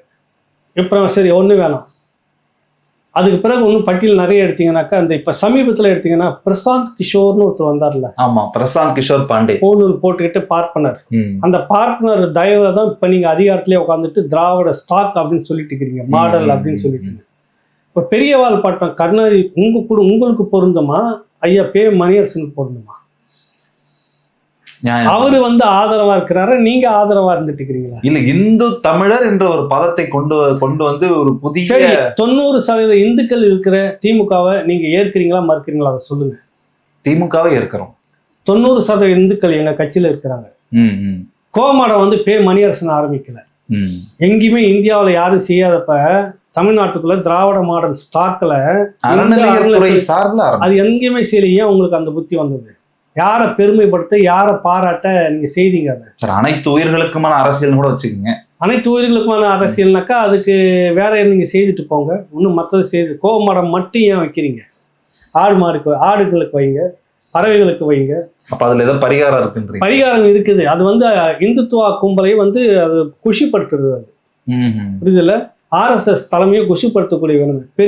பெரியவாளா இருக்கிறதுக்கு நீங்க தகுதியா, ஐயா பே மணியரசன் தகுதியா? நம்ம சாதாரணமாகவே கேட்டுட்டு வருவோமே, எனக்கு தெரிஞ்ச அறிவு கேட்டணும். புரியுது இல்ல? நீங்க என்ன நீங்க சொல்லணும்னு சொல்லிட்டு முடிவு எடுத்துட்டு உங்ககிட்ட இருக்க பெரியவங்க கிட்ட டிஸ்கஸ் பண்ணிக்கிட்டு மேடையில நீங்க பேசணும். புரியுது இல்ல? இவரை வந்து இவர் வந்து தமிழ் பெரியார் இல்ல, பெரியவா, தமிழ் தேசிய பெரியவா அப்படின்னு தான் கொடுத்தா சரியா இருக்கணும். இப்ப பெரியவா அணுக்கரகத்துல காலை பிடிச்சிட்டு உட்காந்துக்கிறது நீங்களா அவரா பெரியவாருடைய அந்த பார்ப்பனருடைய அணுக்கரணையோட அதிகாரத்துல உட்காந்துட்டு இருக்குது அவரா? அவர் மனசாட்சிக்கே இவர் அதை பதில் சொல்லுங்க. அவர் மனசாட்சிக்கே விட்டுடுவோம். அதை எப்படி விட்டுருவோம்? நான் 5 சொல்லி இருக்கிறேன், இது சும்மா எனக்கு தெரிஞ்சுது. சரி. அப்புறம் வந்து ஒன்று எடுத்தீங்கன்னாக்கா உங்களுக்கு விளையாடுறதுக்கு வந்து எங்களுக்கு பிரதமரே தான் வேணும்னு இப்போ உட்காந்து கூட்டின்னு வந்ததுக்கு காரணம் யாரு? பாஜக வேணுமா வேணாமன்றதுக்காகவா? சார் அதுதான் மறுபடியும் அதே புரோட்டோகால் அப்படின்னு சொல்லி சரி விட்டுரு. நாணயம் வெளியிடுறதுக்கு வந்து எங்களுக்கு ராஜ்நாத் சிங்கே தான் வேணும் ஒன்றும் இல்லையே. இப்போ மற்ற மாநிலத்தை வெளியிட்டாங்க, அந்த மாதிரி காத்துன்னு இல்லையே. பாஜக கால் வேண்டி கை வேண்டி உட்காந்து காத்துனுங்கிறது யாரு? கால் வேண்டி கை வேண்டி நீங்களா நாங்களா? அதாவது திருட ஓடுறான்னு கத்திட்டே ஓடுறது. அந்த மாதிரி பார்ப்பனர்களுடைய அனுசரணையில எல்லாத்தையும் அனுபவிச்சுட்டு இருக்கிறது நீங்க. சம்பந்தமே இல்லாம தமிழ் இந்துக்கள்னு சொல்லிட்டாராம். அதுக்காக இவர் வந்து பெரியவான்னு கொடுத்தா சரியா இருக்கணும். சரி, 90% என் கட்சியில இந்துக்கள் தான் சொன்ன திமுகவுக்கு என்ன பெரியவாள் பட்டம் கொடுக்க போறீங்க? கொடுத்துருவோம். சரி, சட்டமன்றத்துக்குள்ளாரே நானும் ஒரு பாப்பாத்தி தான் அப்படின்னு சொன்ன செல்வி ஜெயலலிதா அவர்களுக்கு சமூக நீதி காத்த வீராங்கன்னு கொடுத்த பெரியவாளுக்கு பெரியவார் தான் சொல்லலாம். வீரமணி கொடுத்தாருல பட்டம் கேட்டா 69% இடஒதுக்கீடு கொடுத்தாரு, அதாலத்தான் வேணும். அப்புறம் சாதியை வேணான்னு சொல்லிட்டு போராடிட்டு நீ எதுக்கு இந்த விஷயத்துக்குள்ள வர? சொல்லுங்க தம்பி, சிரிக்காதீங்க சார். அது அரசியல் சூழல்ல திமுக எதிர்த்து வெளியே இருந்தாரு. நான் இப்ப ஒன்ன உட்கார வச்சுட்டு இதெல்லாம் கேட்கணும், எங்களை உட்கார வச்சுட்டு கேட்கணும்னு கூட அந்த தோழர்கள் சொல்லலாம். தயவு செய்து என்னைக்குன்னா வந்தாங்கன்னா 2 பேரும் உட்காந்து ஒரு விவாதம். எனக்கு சந்தேகம் தான் இருக்குது, நான் குற்றச்சாட்டு சொல்ல, இந்த சந்தேகம்லாம் எனக்கு நீக்குங்க, நம்ம விவாதம் பண்ணுவோம், நீக்கிட்ட நானும் ஏத்துக்கிறேன்னு சொல்ல வரேன். 2009க்கு முன்னாடி வரைக்கும் உங்க கூட தான் இருந்தோம், ஏத்துக்கிட்டு தான் இருந்தோம், உங்களோட நிறைய வேலை செஞ்சுக்கிட்டு இருந்தோம். அதுக்கு பிறகு ஒரு தெளிவு வந்தது. இன்னைக்கு வந்து கேட்குறோம், என்னப்பா செஞ்சாருன்னு நம்ம கேட்குறோம். உங்களுக்கு கோபம் வருது. இந்த மாதிரியான விஷயங்களை விமர்சனம் வைக்கிறப்ப அவர் தமிழ் பெரியவா அப்படின்றப்ப, பெரியவா குஜராத் கலவரம் நடக்கு தம்பி, அப்போ வந்து அதை பற்றி இங்கே பேசாதீங்க, இஸ்லாமியர்களுக்கு எதிராக மிக பெரும் அது இதுன்னு சொல்லுவாங்க. அதை கமுக்கமாக வச்சு நகர்த்திட்டு போனவர்ல கருணாநிதி. அவர் பெரியவா இருக்கக்கூடாதா? நிறைய பேசலாம், மனசாட்சி நிறைய இருக்குது, அந்த தோழருடைய இதுக்கே விட்டுருவோம். சரி, மக்கள் உங்களை என்னவா பார்த்துட்டு நீங்க பேசுறீங்க, எதுக்கு எவ்வளவு பேர் உட்காந்து கேட்டுட்டு இருக்கிறாங்க? 1000 பேர் உட்காந்துருப்பாங்க. 1000 பேர் தானே? ஆமா, எண்ணி 15-20 தலைகள் இருக்குது. நீங்க உட்காந்துட்டு பேசுறீங்க, இந்த பேச்சு சொல்லு. லஞ்சு சாப்பிட போயிருப்போம். சரி, வேணாம், அதை விட்டுடுங்க. சரி, நீங்க ஒரு இப்ப பேசும்போது கூட கேட்டிருந்தீங்க, பெரியார் என்ன செய்தாருன்னு நீங்க சொல்ல மாட்டீங்கன்னு. ஆனா அதற்கு பதில் சொல்லியிருக்கிறாரு இன்னொரு தோழர், தீகாவினுடைய துணை பொதுச் செயலாளராக இருக்கக்கூடிய பெண்மணி, பெயர் சொல்ல விரும்பல, சொல்லலாம். அன்பு சகோதரி நம்ம தங்கை தான், அது மதிவதனி. சொல்லுங்க, அன்பு சகோதரி மதிவதனி. இல்ல, இணையங்கள்ல வந்து திடல் தற்கொலைன்னு சொல்லிக்கிட்டு இருக்காங்க, அதெல்லாம் நம்ம சொல்றது, அதை நம்ம சொல்லக்கூடாது. அந்த விமர்சனத்தை வைப்போம். அந்த சகோதரி சொல்றாங்க, பெரியார் எங்களை சிந்திக்க வைத்தார். எப்படின்னா, இந்த பாருங்க, அந்த ஓரமா நிக்கிறவங்க எல்லாம் பாருங்க, யாராவது புடவை கட்டியிருக்காங்களா? எல்லாரும் பேண்ட் ஷர்ட்டுக்கு மாறிட்டாங்க. ஐயா, ஏன் சிரிக்கிறீங்க? பேண்ட் ஷர்ட்டுக்கு மாறிட்டாங்க. பேண்ட் ஷர்ட்டுக்கு மாறினதே பெரியாருக்கு கிடைத்த வெற்றி. எங்கள் சிந்தனையை மாற்றி இருக்கிறார். இல்லைன்னா இந்த பொக்கே கொடுக்கறதுக்கு, இந்த புத்தகங்கள் பரிசு கொடுக்கறதுலாம் பணிப்பெண் மாதிரியே வருவாங்க இல்லையா? பணிப்பெண் இல்லை, அது அந்த வாலண்டியர்ஸ்ன்னு சொல்லுவாங்க. வாலண்டியர்ஸ்லாம் புடவையிலே தான் வருவாங்க. சேலை கட்டுறது அவ்வளவு தரக்குறைவா தெரியலையே. இல்ல, அது சேலை கட்டினா முற்போக்கு, இல்ல பேண்ட் ஷர்ட் போட்டா முற்போக்கு அப்படின்றது, அது என்ன வேணாம் அந்த சிந்தனை இல்லை. அங்க இருக்கக்கூடிய ஐயா பெரியவங்களாம் இருக்கிறாங்க, அங்க இருக்கக்கூடிய ஆசிரியர் இருக்கிறாரு, வீரமணி ஐயா இருக்கிறாரு, மற்றவங்களா இருக்கிறாங்க, தோழர் கொளத்தூர் மணி இருக்கிறாரு, அனுபவம் வாய்ந்தவர், கோவை ராமன், இவங்ககிட்டலாம் கேட்கட்டும், புடவை என்ன அவ்வளோ தரக்குறைவா, அல்ல அது வந்து அவ்வளோ வசதியா, இல்லை அது போட்டா முற்போக்கு, இது புடவை கட்டினாக்கா இது எனக்கு புரியல. இதெல்லாம் போயிட்டு இல்ல, பேண்ட் ஷர்ட்டுக்கு மாறி இருக்கிறது முற்போக்காக தான் அவர்களுக்கு தெரிகிறது, அது சொல்லியிருக்காங்க. இந்த சிந்தனையை வளர்த்தெடுத்தது பெரியார் தான், பெரியாருக்கு கிடைத்த வெற்றி தான் இது. பெரியாருக்கு முன்னாடி யாரும் பேண்ட் ஷர்ட்டை போட்டதே இல்லையா? பெரியாருக்கு முன்னாடி யாருக்கும் முற்போக்கு சிந்தனையே இல்லையா? பெரியாருக்கு முன்னாடியே சாதி மறுப்பு திருமணம் நடந்திருக்கு, அந்த தோழருக்கு தெரியுமா? இதற்கும் ஒரு பதில் இருக்கு. நீங்க வந்து பெரியாருக்கு முன்னாடி யாரும் படித்ததே இல்லையா, பெரியாருக்கு முன்னாடி யாரும் மருத்துவர் ஆனதே இல்லையான்னு கேட்டுட்டே இருக்கீங்க. உங்க எல்லாத்துக்கும் நான் திருப்பி கேட்கிறேன், ஒரு தாத்தாவை தூக்கிட்டு வந்து எங்க தாத்தா படிச்சிருக்காரு, எங்க தாத்தா பண்றாரு சொல்றீங்களே தவிர, எல்லா தாத்தாவும் ஏன் படிக்கல? அதுக்காக தானே பெரியார் போராடினாரு. இன்னைக்கு எல்லாரும் படிச்சுக்கிட்டு இருக்காங்களே அப்படின்றது. அதான் சும்மா கதை அள்ளி உங்ககிட்ட அதிகாரம் இருக்குது, அந்த பொம்மையை தூக்கிட்டு வந்து பெரிய ஒரு ட்ரேட் மார்க் வச்சுட்டு பெரியார்னு உங்களை மாதிரி முட்டாள்கள் பேசினதால அதை நாங்க நம்ப வேண்டியதா இருக்குது. சரி, புரியுது இல்ல? காலம் மாறிக்கிட்டே வருது, ஆட்சி அதிகாரம் மாறிக்கிட்டே இருக்குது. காலங்காலமாகவே கல்வியில இருந்து இருக்கக்கூடிய இடம் தமிழ்நாடு. புரியுதுல? பெரியாருக்கு முன்னே இருந்தே தமிழ்நாடு, பெரியார் காமராஜருக்கு முன்னே இருந்தே சங்க இலக்கியங்கள்லாம் அப்ப எந்த பள்ளிக்கூடத்துல படிச்சு யாரு எழுதியிருப்பாங்க நீங்க பாருங்க. நீங்க இவ்வளவு கதை இருக்கு, அதுல வந்து என்ன மறுபடியும் சொன்னேன், பெரியாருக்கு முன்ன இருந்ததே இல்ல சங்க இலக்கியங்கள் இவ்வளவு இருக்குதுல, எந்த பள்ளிக்கூடத்துல யார் படிச்சு யார் எழுதியிருப்பாங்க? பெண்பார் புலவர்கள் பாதிக்கு பாதி இருந்தாங்க, நீங்க வந்து நடந்தது அவங்களாம். என்ன கதை விட்டுக்கிட்டு உட்காந்துக்கிறீங்க? பள்ளிக்கூடத்துல வந்துட்டு நிறைய திறந்து வச்சதுக்கு காரணம் பெரியார் தான். நீங்க கதை விட்டுட்டு நம்பணுமா? நாங்க அதை அரசாணை யாராவது போட்டாங்க, எந்தெந்த காலத்துல வந்து ஒரு விவாதம் உட்காந்து பேசுவோம். அயோத்திதாச பண்டிதரும் ரட்டமலை சீனிவாசனும் இன்னும் இருக்கக்கூடிய MC ராஜா, உங்களுடைய உழைப்பு, உங்களுடைய வாதம், உங்களுடைய போராட்டம்லாம் என்ன, இவங்க பேசி வாங்குற திட்டத்தை எல்லாம் சரி. பூனா ஒப்பந்தத்திலே போட்டாச்சு வந்து படிப்புலையும் வேலை வாய்ப்புலையும் வாக்கெடுப்புலையும் 3லையும் வந்து அதிகாரம் வேணும்னு பூனா ஒப்பந்தம். காந்தி உட்காந்து செத்து போகிற அந்த காலகட்டத்தில் ஒன்றாவது நடத்துகிறப்ப MC ராஜாவும் இன்னும் ரெட்டமலை சீனிவாசனும் அவங்க போயிட்டு பெரிய சிக்கலாகிடும் அவர் இறந்துட்டாருனா அப்படின்னு பேசி கன்வின்ஸ் பண்ணுறாங்க. அப்போ போட்ட அந்த ஒப்பந்தம் தான் இது. அப்போவே வந்துருச்சு நடைமுறையிலே. என்ன நீங்கள் எதுக்கு எடுத்தாலும் பெரியார் பெரியார்னு இன்னும் உருட்டிக்கிட்டு தமிழ்நாட்டில் எவ்வளோ இருக்குது கல்விக்கூடங்கள் மற்ற மாநிலத்தில் இருக்குதுனாக்கா இங்கே அதுக்கான வாய்ப்பு சோர்ஸ் எல்லாம் இருக்குது. இது பெரியாருக்கு இதுக்கு என்ன சம்பந்தம் சார்? காமராஜர் இருந்தப்போ வந்துச்சு கல்விக்கூடம். இருங்க, கல்வி மற்ற மாநிலத்தில் இருக்கும்போதே இங்க வந்து பெருமளவுல கட்டமைப்பை கொண்டு வந்து வச்சுட்டு போனாரு காமராஜர்.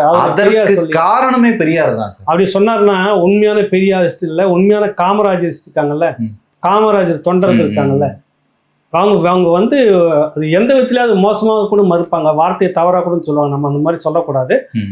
நீங்க இன்னும் எத்தனை காலத்துக்கு இதையே உருட்டிட்டு இருக்க போறீங்க? எந்த விதத்தில் காமராஜர் வந்ததுக்கும் உங்களுக்கு என்ன சம்பந்தம்? நீ கேள்வி கேள்வி. நான் சப்ஜெக்ட் டு கரெக்ஷன். இதுல ஏதாவது தவறு இருந்தா கூட திருத்துங்க. அந்த சகோதரி சொன்னதை நான் அப்படியே உங்களுக்கு சொல்றேன், இல்ல வீடியோவா இருக்கு கூட நம்ம கூட போட்டு காட்டலாம். 57 தந்தை பெரியார் அவர்கள் கான்ஸ்டிடியூஷனை புத்தகத்தை எரித்தாரு. அதனால பெரும் வழக்குகள் வந்தது, சிறை சித்திரவதைகள்லாம் நடந்துச்சு. முன்னாடி நடந்துச்சு. இயக்கவாதிகள் எல்லாம் ஆதரிச்சார் 57. எல்லாம் சிறைப்படுத்தப்பட்டாங்க. காமராஜர் ஆட்சியில் அது நடந்துச்சு. ஆனா அதற்கு பிறகு நடந்த தேர்தல்ல ஐயா காமராஜரை ஆதரித்தார் பெரியார். ஏன் ஆதரித்தார் அப்படின்றதுக்கு விளக்கம் கொடுத்துருக்காங்க. அந்த விளக்கம் தான் எனக்கு இப்ப சந்தேகமா இருக்கு. நீங்க இவ்வளவு நாளா சொல்ற ஒரு நான் கேட்டேன், நீங்களும் எனக்கு அதை காமிச்சிங்க. நானும் அதை நேற்று பார்த்துருந்தேன். நான் இன்று எல்லோரும் என்னை பார்க்குறவங்க எங்களை வந்து திக வந்து ஏன் திமுகவை ஆதரிக்கிறது அப்படின்னு கேட்பதற்கு நான் ஒரு சம்பவத்தை சொல்லுகிறேன். அந்த சம்பவம் வந்து நான் அசல் ஐயா நம்ம வீரபாண்டியார் மாதிரியே பேசுறது அந்த அம்மா, அந்த தங்கச்சி. அந்த மாதிரி என்ன காரணம்னா, அன்னைக்கு வந்துட்டு கல்வி தான் முக்கியன்றதுக்காக அதுக்கு முன்னாடி சட்ட எதிர்ப்பு போராட்டத்தில் எல்லாரும் கைது பண்ணி கடும் சித்திரவதை பண்ணாங்களாம். அப்புறம் முடிச்சுட்டு வெளியில் வந்துட்ட உடனே காமராஜர் ஆதரிச்சாரு. என்ன அப்படி ஆதரிக்கிறீங்க? நம்ம சித்திரவதை பண்ணிக்கிறாங்க, சிறையிலேருந்து வந்திருக்கிறோம், கொஞ்சம் பேர் இறந்து இருக்கிறாங்க, நீங்கள் போய் ஆதரிக்கிறாங்க, கல்வி தான் எனக்கு முக்கியம், அதனால நான் ஆதரிக்கிறேன் அப்படின்னு. தமிழ் சமூகம் கல்வியில் முன்னேற வேண்டும் என்றால் இவரை ஆதரித்தே ஆக வேண்டும்னு சொன்னாரா இல்லையா? சொன்னாரு அப்படின்னு நீங்க சொல்றீங்க, கரெக்டா? ஆனா நீங்க அவர் ஆதரிக்கிறதுக்கு முன்னாடி அவர் செய்துட்டு இருக்கிறாரு. அதுக்கு யார் காரணம்? செய்யும் போது அவளை ஜாயின் பண்ணி 1952 ஸ்ரீவில்லிபுத்தூர்ல காமராஜர் நிக்கிறாரு. இந்த மனிதரை தோற்கடிச்சே ஆகணும்னு போய் பிரச்சாரம் பண்ணவர் ஈவே ராமசாமி நாயக்கர். ஜிடி நாயுடு போயிட்டு அவரை வேட்பாளர் நினைத்து அந்த தொகுதியில நிறைய நாயுடுகள் இருக்கிறாங்க கொண்டு போய் நிக்க வச்சுட்டு, எவ்வளவு கணக்கு முற்போக்குவாதிகள் பாருங்க, சாதியை ஒழிக்கிற லட்சணம் இது. நிக்க வச்சுட்டு பிரச்சாரம் பண்ணி தோற்கடிக்கணும்னு பண்றாங்க. அதை மீறி பெருவாரியே ஜெயிக்கிறாரு காமராஜர். அப்புறம் வந்து எங்க ஆதரிச்சாங்க அப்படின்னு ஒண்ணு கேளுங்க. குடியாத்தம் தொகுதியில நிக்கிறாரு. நிறைய பேர் குடியாத்தம் தொகுதியில நிக்க வைக்கிறதுக்கு பெரியாருடைய அறிக்கை, பெரியார் ஆதரிச்சதால் தான். அந்த வெங்காயங்களுக்கு ஒரு வரலாற்றை அங்க மூத்தம் கிட்ட போய் கேட்டுட்டு பேசணும். அது அவர் முடிவு எடுத்து தேர்ந்தெடுத்துட்டாங்க. காங்கிரஸ் கமிட்டியில வந்துட்டு அன்னைக்கு இருந்த ராஜாஜியை வந்து விலக்கிட்டு காமராஜர் தான் முதலமைச்சரா வரணும் அப்படின்னு இந்த ஒரு சர்ச்சை ஒன்று வருது. குலக்கல்வின்ற ஒரு பெரிய இஷ்யூ வந்த உடனே பெரிய விவாதம் நடத்தி அவர் விலக்கிட்டு இவரை கொண்டு வராங்க. இவர் தான் முதலமைச்சர்னு முடிவு பண்ணிட்டாங்க கட்சிக்குள்ளார. அதுக்கப்புறம் அவர் எம்எல்ஏவா இருந்துட்டு அவர் முதலமைச்சர் பதவியை வாங்கிருக்கலாம். நான் மக்களால் தேர்ந்தெடுக்கப்படணும்னு சொல்றப்ப குடியாத்துல அருணாச்சல முதலியார்னு ஒருத்தர் காங்கிரஸ்ல மெஜாரிட்டியா ஜெயிச்சிருக்கிறாரு ஏற்கனவே. அப்ப அங்க செல்வாக்கு இருக்க போய் தானே அவங்க ஜெயிக்கிறாங்க. ஜெயிச்ச தொகுதியை வந்து அவர் விட்டு கொடுக்குறாரு பெருந்தலைவருக்காக. அங்க வந்து நிக்கிறாரு. அதுக்கு முன்னாடி அந்த சொல்லிருங்க, சொந்த தொகுதிக்கே போனா நம்ம சாதி ஓட்டு வந்துருச்சு, சொந்த தொகுதியில நின்று ஜெயிச்சுட்டான்ற பேர் வந்துடக்கூடாதுன்றதுக்காக இந்த பக்கம் வந்தா. ஆமா, அப்ப நிறைய பேர் சொல்றாங்க அங்க, ஐயா அந்த பக்கத்துல நான் அதெல்லாம் எனக்கு ஒண்ணும் வேண்டியதில்லை, நீ அங்கேயே போடு சீட்டை, எனக்கு முதல்ல அவர் தான் எழுந்து வித்ட்ரா பண்றேன்னு சொன்னாரு. கம்யூனிஸ்டுகள் இருக்கக்கூடிய போயிட்டு நின்று தீவிரமா எதிர்ப்பு வேலை செய்யறாங்க. ஈஸியா தான் ஜெயிக்கிறாரு. பெரியார் வந்து ஒரே ஒரு அறிக்கை கொடுக்குறாரு. ஏன்னா முதலமைச்சர் ஆயிட்டார். இவருக்கு எப்பயுமே யார் முதலமைச்சர் ஆனாலும் உடனே இப்ப தொங்கிக்கிறது, பஸ்ல ஏறிட்டு துண்டு போட்டுன்னு வர்ற மாதிரி தான். நான் ஓப்பனாவே சொல்றேன் நான். ஆமா, கருணாநிதி முதலமைச்சர் ஆகிற வரைக்கும் ஏத்துக்கிட்டு இருந்தாரு. முதலமைச்சராக கொஞ்ச நாள் வரைக்கும் கூட ஏத்துட்டு இருந்தாரு. அதே கல்வித்துறை பசங்க தான் எழுதிக்கிட்டு இருப்பாரு. அப்புறமா அணுக்கமா ஆயிட்டு அப்படியே எதிர்க்க மாட்டார். ஆளுங்கட்சியில பிரிட்டிஷ் காலகட்டத்துல இருந்து அது கடைசி வரைக்கும் அதுல கவனமா இருந்தார், எதிர்க்கவே மாட்டார்.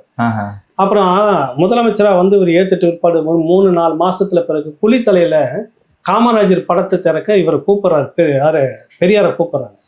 அங்க போய் என்ன தெரியுமா பேசினார் அவரு? என்ன பேசினார் தெரியுங்களா? எனக்கும் காமராஜருக்கும் அவ்வளவு பரிச்சயம் கிடையாது, சரி 2-3 முறை தான் நான் பார்த்திருக்கிறேன், பேசிக்கிட்டதெல்லாம் கிடையாது. இப்படி பேசுனது கோமண்ணா தொகுத்த புத்தகத்துல இருக்குது, ஆதாரத்தோட இருக்குது. நீங்க என்னவோ அவர் வந்து ஒன்னா படிச்சாங்க, இவர் அட்வைஸ் எல்லாம் கேட்டுன்னு இருப்பாரு, டெய்லியும் அவர் வீட்டுக்கு வருவாரு. காமராஜருக்கு அறிவு இல்லையா?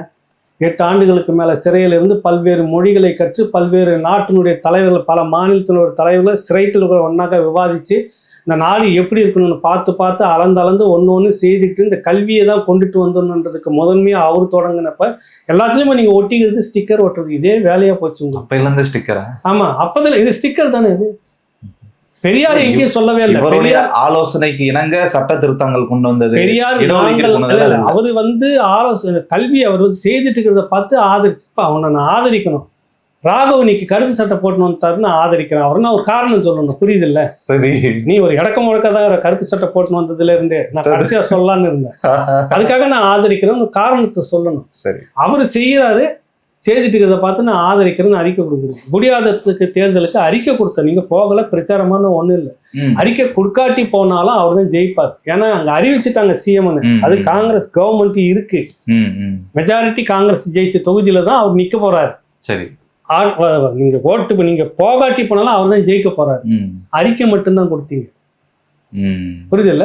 இவ்வளவு விஷயம் இருக்கு தம்பி. நீங்க பாட்டு எடுத்தும் கவுத்துன்னு எல்லாத்துக்கும் வந்து பெரியார் ஸ்டிக்கர். காமராஜருடைய சாதனை என்ன, நீங்க என்ன செய்துட்டு இருந்தீங்க? உக்காந்துட்டு பேசிக்கிட்டே இருந்து விட்டு எல்லா சாதனையும் போய் இவரு சொல்லித்தான் அவர் செய்தார். அவருக்கு அறிவு இல்லையா காமராஜருக்கு? ஏன்னா பைத்தியகாரத்தானே. நீங்க எல்லாத்துலயும் போய் அறிக்கை கொடுத்துறது, மேடையில போய் துண்டை ஒதுக்கி முதல்ல உட்காந்துருது. இவர் சொல்லித்தான் அவர் அந்த மாதிரி இருக்கிறப்ப எதுவும் நான் சொல்லி தான் அவர் செஞ்சாருன்னு ஒன்றும் சொல்லவே கிடையாது. புரியுதுல? நான் ஆதரிச்சால்தான் ஜெயிச்சது அவர் சொல்லவே கிடையாது.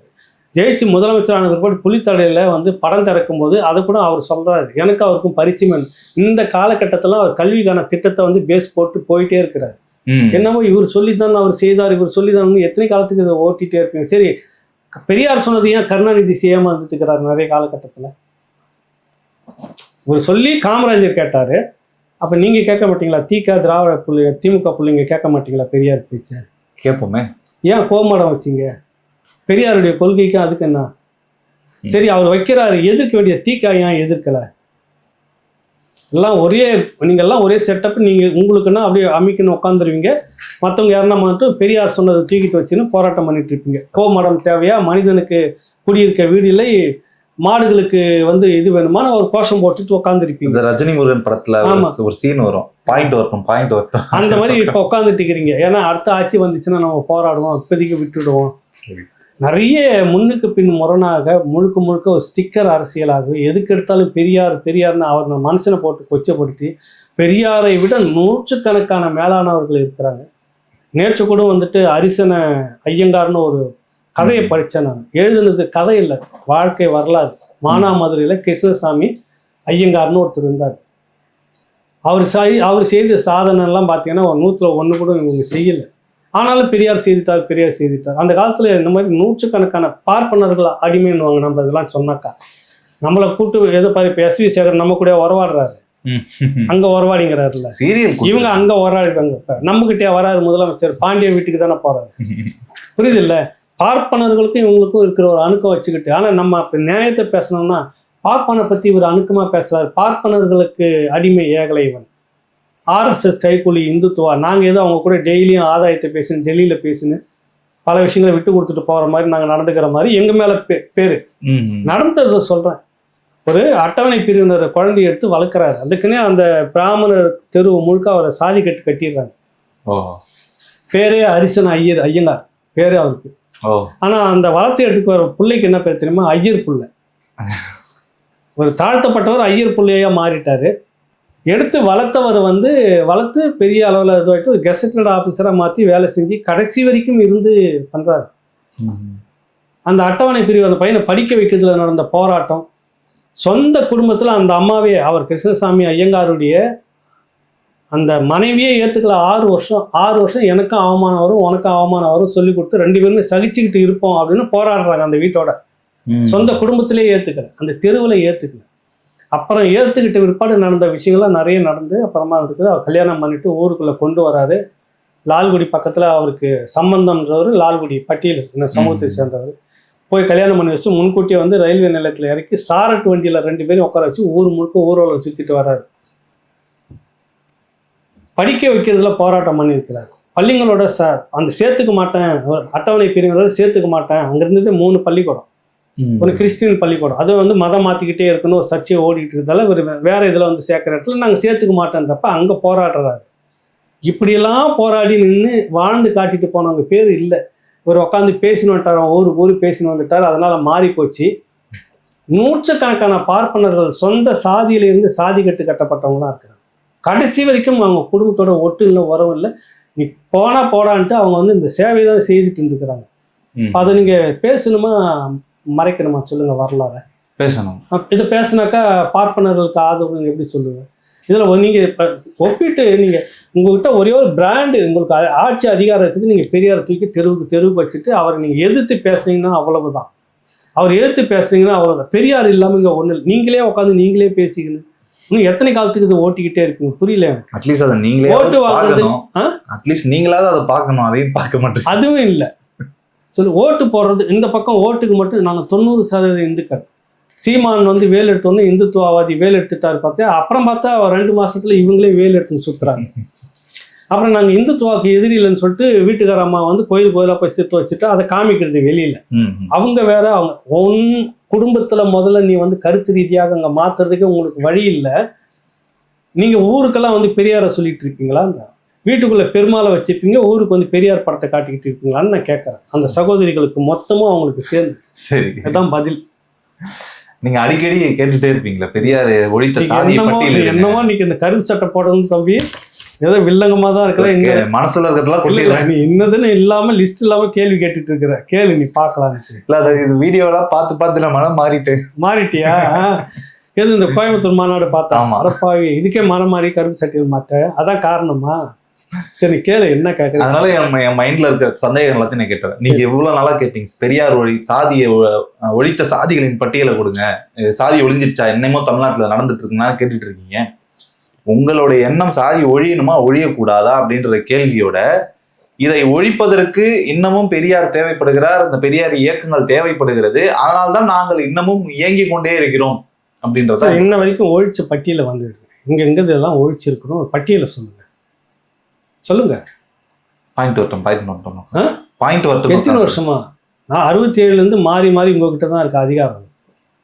குறைந்தபட்சம் பெயருக்கு இன்ன வரைக்கும் வேங்க வயல் விஷயம் நடந்துருக்கு, இன்ன வரைக்கும் திரௌபதி அம்மன் கோயில் விஷயம் நடந்திருக்கு, இன்ன வரைக்கும் கொடியேற்ற முடியாம பிரச்சனை இருக்கு விசிகாவுக்கு, இன்ன வரைக்கும் பிளாஸ்டிக் சேர் கொடுக்குற பழக்கம் இருக்குது. என்ன ஒழிச்சிங்க, எங்க ஒழிச்சிங்க அதை சொல்லுங்க. அதை தான் கேட்கறேன். சாதிவாரி கணக்கெடுப்பு வேணும்னு நினைக்கிறதா, தீக்க வேணான்னு நினைக்கிறதா? சொல்லுங்க. வேணும் தானே? No comments. அப்ப சாதி இருக்குதுன்னு ஏத்துக்கிறீங்கல்ல? சாதி ஏற்றத்தாழ்வு கூடாது, அந்த சாதி ரீதியான சமூக நீதியை பிரிச்சு கொடுத்தணும். யாராவது எவ்வளவு இருக்கிறானோ அவனுக்கு ஏற்ற மாதிரி இடத்த பிரிச்சு கொடுக்கணுன்றதுக்கு சாதி வாரி கணக்கெடுப்பு வேணும். அதுல தீக்காவுடைய முடிவு என்ன? அதை பத்தி யாரும் கேள்வி சாதியை ஒழிக்கணும்னாக்கா அப்புறம் 70க்கு நீ கேட்க முடியாது இல்லை? கரெக்டா? நான் சாதி ஒழிப்புன்னு சும்மா மேலோட்டமா பேசி ஒரு பொய்யான அரசியலை பேசாதே. சாதி சமத்துவம் இங்க வந்து வேணும், அதை பேசணும் முதல்ல. அப்ப அதுக்கான திட்டங்களை நீங்க இன்ன வரைக்குமே வச்சதில்லை. பேசிட்டு இருக்கிறீங்க, செய்துட்டு இருக்கிறீங்க, சட்டம் போட்டுட்டு இருக்கிறீங்க, நடந்துகிட்டே இருக்கு, விசாரணை நடந்துகிட்டே இருக்கு, இன்ன வரைக்கும் ஓடிட்டே தான் இருக்குது. இன்று கூட சேரியும் இந்த ஊரும் தனித்தனி. இன்னைக்கும் கூட சேரி பகுதிகளுக்கு சுடுகாடு இல்லை. எத்தனை வருஷமா இருக்கிறீங்க நீங்க? கேட்டா 1000 வருஷமா இருந்துட்டு இன்னும் ஒரு 1000 வருஷம் வேணும். இதெல்லாம் என்ன அதிகாரத்தை கையில் வச்சுட்டு இன்னும் வந்து இந்த உருட்டிக்கிட்டு இருந்தீங்கன்னா என்ன அர்த்தம்? அது உங்களுக்கு மட்டும் உடனடியாக இன்ஜினியரிங் காலேஜ் பர்மிஷன் கேட்டு உடனே கட்டி முடிச்சு ஆளை சேர்த்து பணம் சம்பாதிக்க வேலையை பார்க்குறீங்களா? அது மட்டும் வேகமாக நடக்குது இல்லை? ஒரு சட்டத்தை போடுங்க. சாதி சம்பந்தமான விஷயம் பண்ணுறவனுக்கு ரேஷன் கார்டு இல்லை, மின்சார இணைப்பு இல்லை, அரசு சலுகைகள் எதுவுமே இல்லை, சுத்தமாக கட்டு ஒரு சட்டத்தை போட பார்ப்போம். எல்லாரும் வரவேற்பாங்க, எல்லா கட்சியும் பண்ணு. வருதா இல்லையா பாரு. இங்க பேசி இந்த மண்ணில் பேசிக்கிட்டு இந்த சாதி ஒழிப்பு கோஷம் எழுந்துகிட்டு இருக்கிற அதே காலகட்டத்தில் தான் ஈழ மண்ணிலையும் வந்தது. 30 ஆண்டுகள் அங்கே எப்படி இருந்துச்சு? 2009-10 வரைக்கும் இப்பவும் அந்த சாயல் அங்கே இருக்குது. சாதியை பற்றி ஒருத்தனும் அங்கே பேசினதில்லை. கட்டமைப்புக்குள்ள இயக்கத்துக்குள்ள யார் என்ன சமூகம்னே தெரியாது. தமிழ்ன்ற ஒரு ஒத்த நோக்கம் தான் அங்கே இருந்தது. இங்கே நீங்க அங்க எப்படி சாத்தியமாச்சு சொல்லுங்க. நீங்க இத்தனைக்கு நீங்க தான் இயக்கத்தோட பாலும் தேனுமா உறவா இருந்துட்டு இருந்ததுன்னு நீங்க சொல்லிட்டு இருக்கிறீங்க. அங்க கண்ணெதிர்க்க நடந்தப்ப இங்கேயும் சாத்தியப்படுத்த முடியல உங்களால கருஞ்சட்டை போட்டுக்கிட்டு. இன்னும் அந்த மேல்மட்ட அரசியலோட தானே இருக்கிறீங்க. நான் சொல்லலை இந்த வார்த்தையை. இன்னைக்கு உங்க கூட்டணியில் இருக்கக்கூடிய வன்னி அரசு விடுதலை சிறுத்தைகள் அவரே சொன்னார், சமூக நீதி ஒரு கட்டத்தோட நின்றுடுச்சு, கீழே வரல. அந்த கட்டம் எங்க இருக்குது? இன்னைக்கு அப்படி சொல்றது இல்லைல்ல. இன்னைக்கு சொல்றது இல்லை, அன்னைக்கு சொன்னதை வச்சு நம்ம எப்படி பேசிக்கிறோம். இன்னைக்கும் அது இன்னைக்கும் பொருந்தது. நான் பாக்குறேன், பேசுறேன். அவருக்கு மாறி இருக்கும் விஷயம், புரியுது இல்ல? இன்னைக்கு அந்த மக்கள் எல்லாம் சொல்லணும், எல்லாம் மாறிடுச்சுன்னா ஏன் வேங்க வயலுக்கு இந்த மாதிரி நடந்திருக்கு 3 வருஷம் கண்டுபிடிக்க முடியாம கடைசியா குற்றம் சொன்னவர்களே குற்றவாளியாக கொண்டு ஏன் நிறுத்துறீங்க? அதுக்கு 3 வருஷம் வேணுமா? நான் கேட்கறது, நீங்க சாதியை ஒழிச்சேன்னா எந்த விதத்துல எப்படி ஒழிச்சிருக்கீங்க அப்படின்னு சொல்லி காட்டணும். ஒழிச்சிட்டோம் இன்னைக்கு சாதியை தான் பேசிட்டு இருக்கிறீங்க. சாதி வரி கணக்கெடுப்பு வேணுமா வேணாமான்னு அதுல பதில் சொல்லணும். வேணாம்பா, சாதியே வேணாம்னு அதுல சொல்றீங்களா? அதுல அதையும் நீங்க நடத்த மாட்டேங்கிறீங்க. இந்த அரசு கிட்ட நீங்க கேட்டா மத்திய அரசு நடத்தணும், மத்திய அரசு மற்ற மாநிலங்கள்லாம் நடத்துது. நீங்க ஏன் திமுகவை நாங்க ஆதரிக்கிறோம்னு ஒரு கதையை சொன்னிச்சுல அந்த சகோதரி. நீங்க சொல்ல இப்ப இந்த சாதி வரி கணக்கெடுப்பு திமுக தான் நடத்தணும், மற்ற மாநிலத்துல நடத்திடுச்சு, இங்க ஏன் நடத்தல? நீங்க எடுத்து சொல்லி நடத்த சொல்லுங்க. அப்போவாது சாதி ஒழிதான் பார்ப்போம், யாராவது எவ்வளவு பேர் இருக்கிறாங்க. நேற்று கூட பாத்தீங்கன்னாக்கா 12-13 தெலுங்கு அமைப்பினர் நாங்க 45% பேர் நாங்க இருக்கிறோம் தமிழ்நாட்டுலன்றாங்க. சரி, 45% கிட்டத்தட்ட வந்துட்டீங்க. நீங்க பெரும்பான்மை சிறுபான்மையினர் கிடையாது இல்ல? அப்ப சிறுபான்மை ஸ்கீம்ல வாங்கின கல்லூரி எல்லாம் அதை ரத்து பண்ணு. தமிழ்நாடு முழுக்க சிறுபான்மையினர் கீழே சிறுபான்மையினர் சொல்லி தானே மொழி சிறுபான்மையினர் சொல்லிட்டு கல்லூரிகள் வாங்கி வச்சிருக்கீங்கல்ல, ரத்து பண்ணிடலாமா? நீங்க பாதி இருக்கும்போது எப்படி உங்களுக்கு மொழி சிறுபான்மையினர் கிடைச்சது அங்கீகாரம்? கணக்கெடுக்க அதுக்குதான் சொல்ல வரேன். கணக்கெடு பாதிக்கு பாதி இருந்துச்சுனாக்கா தெரிஞ்சுப்போம். எதுவுமே இல்லை. நீங்க அதான் சொல்றேன், இந்த பெரியாருன்றதே மாபெரும் குழப்பம். எல்லாவற்றுக்கும் தடையாக இருப்பது இந்த பெரியாருன்றது தான். இதை முதல்ல தூக்கி வெளியில போட்டுருணும். இதை நீ வச்சுக்கிட்டு ஒரு பக்கம் நீ சாதியை ஒழிக்கணுன்ற, ஒரு பக்கம் சாதி வரை கணக்கெடுப்பு, அதுக்கும் கணக்கெடுப்பு நடத்தலாமானா அதுக்கும் இல்லாமல் நீ சப்போர்ட் பண்ணிட்டு இருக்கிற. ஒரு சமூக நீதி அப்பதான் வேணும். சமூக நீதி பார்ப்போம் மட்டும் அதிகமாக வேலையை வச்சுக்கிட்டு இருந்தா நம்மலாம் 4 பிராமின் கம்மியாக வச்சுட்டு இருக்கிறோம்னு சொன்னது சமூக நீதி. அது இன்ன வரைக்கும் சரியா வரலையன்ற கேள்விக்கு வருது இல்லை. ஒரு குறிப்பிட்ட கூட்டம் மட்டுமே இருக்குது, ஒன்று கீழே வரல இல்லை. சமூக நீதி கணக்கெடுனா எடுக்க மாட்டேங்குது.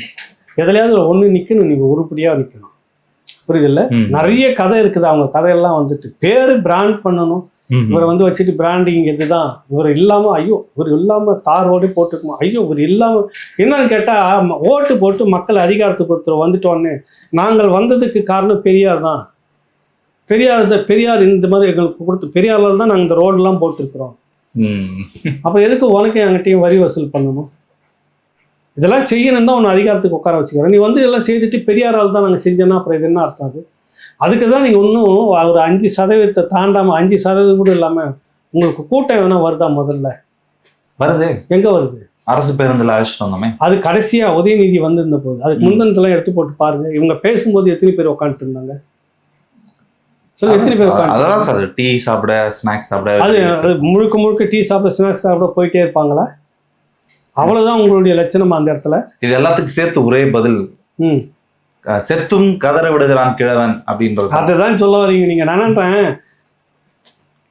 இத்து போனதை வச்சுட்டு இன்னும் இப்படியே கட்டிக்கிட்டு இருக்கீங்களா ஒரு கோட்டையை, அது சரியில்லைன்னு சொல்றப்ப பத்தியா செத்தும் கிழவன் கதற விடுகிறான். நாங்க கதறல, நீங்க தான் கதறீங்க. தமிழ் பெரியார்னு நாங்க சொன்னா ஒருத்தரை உங்களுக்கு உடனே பத்திக்கிட்டு எரியுது, உடனே நீங்க கதறீங்க. ரெண்டும் ஒன்னா ஆகுமா அப்படின்றீங்க ஒருத்தர். அப்புறம் கேட்டீங்கன்னா அவர் பெரியவாள் சொல்றான். பெரியவாள் கூட அணுக்குமா அனுபவிச்சுட்டு இருக்குது யாருப்பான்னு பட்டியல் போட்டா அதுக்கு பதில் இல்லை. பே மணியரசனா கருணாநிதி வகையராவா? பே மணியரசனா ஒரு ஐயா வீரமணி வகையராவா? சொல்லுங்க. ஏன் நீங்க பார்ப்பன எதிர்ப்பு ராகுல் காந்தி நான் கவுல் பிராமின் பூணூல் எடுத்து காட்டின கூட அந்த பார்ப்பனை ஏன் ஆதரிக்கிறீங்க? பார்ப்பன தலைமையில ஏன் சாமி ஆதரிக்கிறீங்க? அது சொல்லுங்க. அரசியல் இதெல்லாம் சாதாரண. உங்களுக்கு வேண்டப்பட்ட அந்த பாப்பா உங்களுக்கு வேண்டப்பட்டவர் இருந்தாக்கா அவர் நல்லவர், எதிர்கட்சியா மாறிட்டார்னா மட்டும் இந்துத்துவவாதி. காலம் முழுக்க நீங்க பார்ப்பனர் பேரை சொல்லி அரசியல், ஆனா பார்ப்பாங்க கூட தான் இன்னைக்கு அணுக்கமா இருக்கிறாங்க. இவங்களுக்கு எதனா வெறும் பிரச்சனை ஆச்சுன்னா பார்ப்பன வக்கீல் வச்சுருந்தா சுப்ரீம் கோர்ட்ல வாதாடி ஜெயிச்சுட்டு வரணும். ஆமா, அதுக்கு அப்ப யாரு பெரியவா? பே மணியரசனா இல்ல உங்க வகையராவா? அணுக்கம் இல்லாம நீங்க ஒரு காலமும் நின்றதுல பார்ப்பனருடைய தயவு இல்லாம நீங்க அதிகாரத்திலேயே நிக்க முடியாது. பார்ப்பனர்கள் தயவுல தான் இன்னைக்கு ஸ்டாலின் ஐயா உட்காந்துட்டு இருக்கிறாரு. அந்த தயவுல தான் நீங்களும் இப்போ மீட்டிங் போட்டு பேசிட்டு இருக்கிறீங்க. அவரை பணம் கொடுத்தாங்கன்னு ஒரு விஷயம் எதை சொன்னீங்களே, என்னது? தமிழ் தேசியர்களா? தமிழ் தேசியர்களா? தமிழ் தேசியர்கள் நாங்க என்ன பணத்துக்காக கூற தமிழ் தேசியர்களா? பணம் கொடுக்குறான்றதுக்காக தமிழ் தேசிய கட்சி வச்சுக்கிட்டு நடத்திக்கிட்டு இருக்க ஆட்களா நாங்க அப்படின்னு கேக்குறேன். அப்ப நீங்க தான் திருடி பிறரை நம்பால், புரியுதுல்ல? அது ஒரே வார்த்தை அதுதான். இப்போ உங்களுக்கு அந்த மாதிரி வந்துகிட்டு இருக்குது, அதனால அந்த பக்கமும் பணம் வாங்கிட்டு செய்வாங்க போல இருக்குது. ஓஹோ, புரியுதுல்ல? உங்களுக்கு எல்லா சலுகையும் கொடுத்துட்டு இருக்குது பாஜக அரசு. நிறைய பாஜக அரசு இந்துத்துவ அரசு. ஓ, ரெய்டு வருது, அங்க போறீங்க, அப்புறம் வந்துடுறாங்க, கமுக்கமாகுது. சரி, அப்புறம் இங்க இருந்து இப்படி போகுது. ஏன் இந்த 30,000 கோடி என்னாச்சுன்னு இன்ன வரைக்கும் விசாரிக்க வரல இடி? கேட்டிருக்கணும்ல, அமைச்சரை சொல்லி ஏன்பா அப்படி சொன்னீங்கன்னு கேட்டிருக்கணும்ல, இன்னும் விசாரிக்கல. இப்படி பல அனுசரணைகள் உங்களுக்கு ஆதரவா செய்துட்டு இருக்குது. பே மணியரசன் ஐயா அந்த மாதிரி அனுபவிச்சுட்டு இருக்கிறாரா? இல்லையே.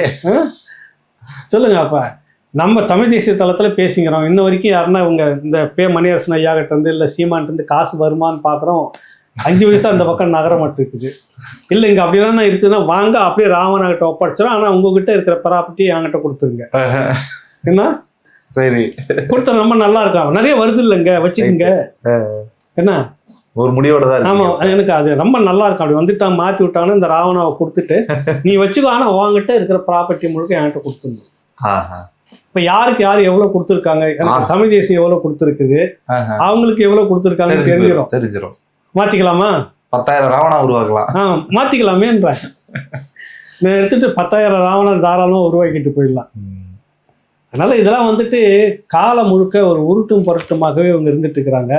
நீ இந்த கருப்பு சட்டை போட்டுன்னு வந்ததுக்காகவே இன்னைக்கு இடக்கு முடக்கா கேள்வி கேட்டு வம்பு பண்ணி வச்சுக்கிற. என்ன நடக்குதுன்னு அரசியல்ல இதெல்லாம் சாதாரணமாப்பா தான் பேசுற விஷயம், சாதாரணமாப்பா இல்ல. உங்களுடைய கேள்விகள் அனைத்திற்கும் ஒரு இடத்துல இருந்து நிச்சயமாக பதில் வரும் என்ற எதிர்பார்ப்போடு இந்த நிகழ்ச்சியை நிறைவு செய்வோம். மிக்க நன்றி. மீண்டும்